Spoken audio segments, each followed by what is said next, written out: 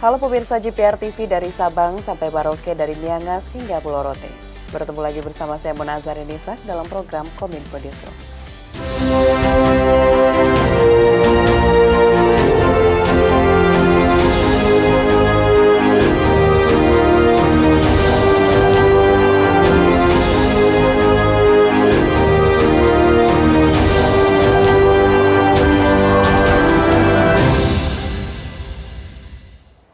Pemirsa, kita ke informasi pertama. Persiapan distribusi mulai dilakukan KPU Kabupaten Kota di berbagai daerah di Indonesia.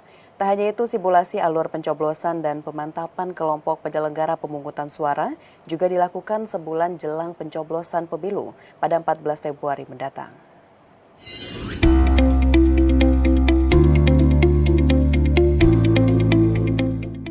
Forum Koordinasi Pimpinan Daerah Kota Malang melakukan pengecekan logistik pemilu ke gudang KPU setempat. Inspeksi ini turut menyasar kantor Bawaslu guna memastikan kesiapan penyelenggaraan pemilu jelang hari pencoblosan pada 14 Februari mendatang. Pejabat Wali Kota Wahyu Hidayat menyampaikan kesiapan pelaksanaan pemilu telah mencapai 90%. Semua persiapan terkait yang untuk tanggal 14 sebenarnya siap 90%. Dan alhamdulillah kami cek ini semua, baik dari kelengkapan dan lain-lain.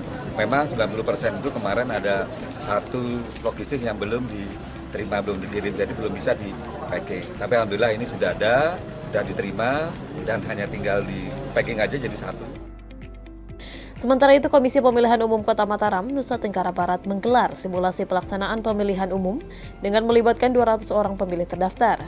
Simulasi ini dibuat sesuai dengan kondisi pemilu yang sebenarnya, mulai dari tahap registrasi pemilih tetap dan pemilih tambahan hingga proses penghitungan suara menggunakan aplikasi Sirekap oleh petugas kelompok penyelenggara pemungutan suara.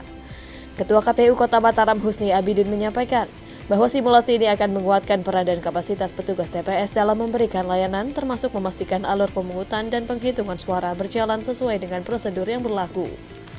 Pemilih yang kita hadirkan pada simulasi adalah pemilih realnya sesuai dengan DPT, sesuai dengan DPTB yang ada di TPS 23 hari ini. Dan itu kita pastikan seluruh proses pemberitahuan atau administrasi kepada pemilih itu sudah tersampaikan sebelum hari ini datang ke TPS untuk simulasi. Selanjutnya simulasi ini juga untuk memberikan pemahaman kepada pemilih yang hadir untuk tata cara bagaimana dia memilih pada hari H 14 Februari 2024. Pemirsa, hari ini Presiden Republik Indonesia Joko Widodo melakukan pertemuan bilateral dengan Perdana Menteri Republik Demokratik Timor Leste, Sanana Gusmao, di Istana Kepresidenan Bogor, Jawa Barat. Pertemuan itu membahas sejumlah kerjasama konkret Indonesia Timor Leste.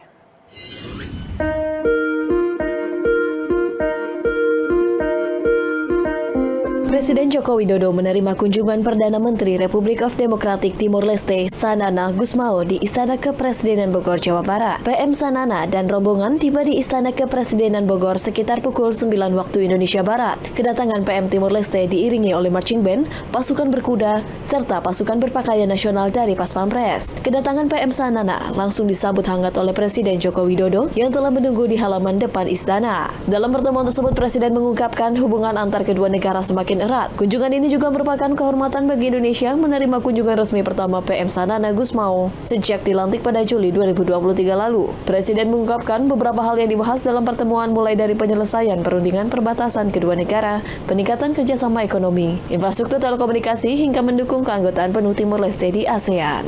Saya juga menyambut baik reaktivasi Joint Boundary Committee untuk pengelolaan perbatasan, termasuk reaktivasi pos lintas batas. Yang kedua, kita sepakat meningkatkan kerjasama ekonomi, dan saya menyambut baik komitmen pemerintah Timor Leste untuk menciptakan iklim investasi yang lebih baik melalui perjanjian perlindungan investasi. Saya juga mengapresiasi kepercayaan Timor Leste pada BUMN Indonesia dalam berbagai proyek seperti pembangunan jalan di Okusi, serta perluasan Bandara Internasional Dili. Dan dengan penandatanganan MOU kerjasama teknologi informasi, kita juga mendorong kerjasama infrastruktur telekomunikasi, termasuk rencana investasi fiber optik. Yang keempat, terkait ASEAN, Indonesia berkomitmen terus mendukung keanggotaan penuh Timor Leste di ASEAN. Wakil Presiden K.H. Ma'ruf Amin meminta agar indeks pembangunan pemuda dapat terus ditingkatkan sehingga mencapai target IPP tahun 2024 yakni 57,67. Salah satu langkah yang dilakukan yakni membangun sistem yang mempermudah pemuda mencari kerja serta memperluas kesempatan pemuda untuk meningkatkan kompetensi.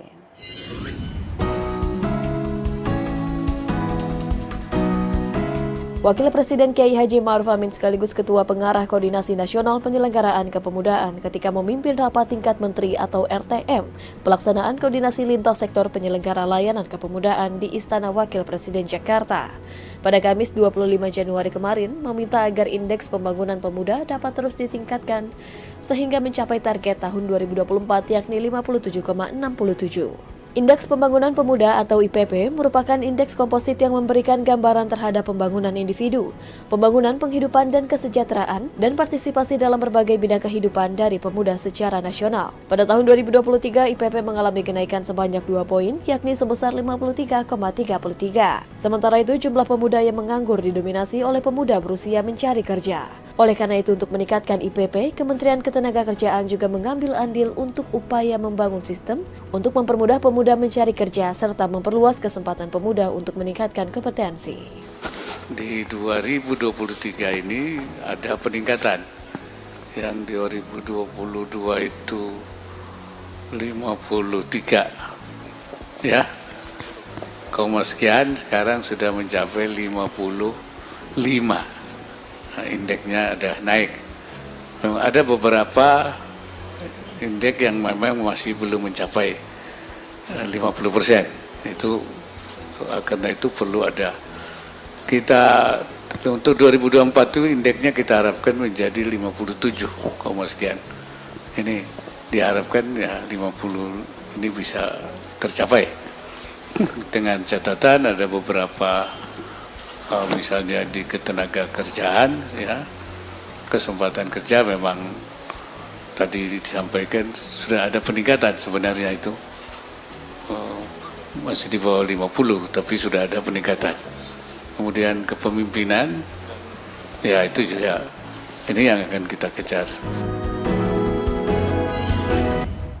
Di kesempatan yang sama, pemirsa, Wakil Presiden Ma'ruf Amin juga meminta agar program layanan kepemudaan tahun ini tidak terganjal pelaksanaan pemilu serentak tahun 2024.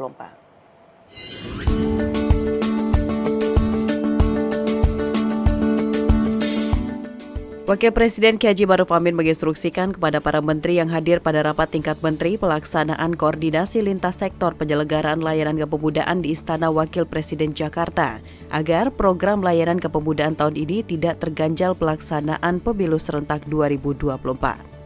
Instruksi Wapres tersebut yakni hendaknya membuat kebijakan harus mencermati dinamika dan implikasinya terhadap program atau kegiatan layanan kepemudaan, baik di kementerian maupun pemerintah daerah, agar di tahun 2024 tetap dapat dipastikan kelancaran dan keberhasilannya.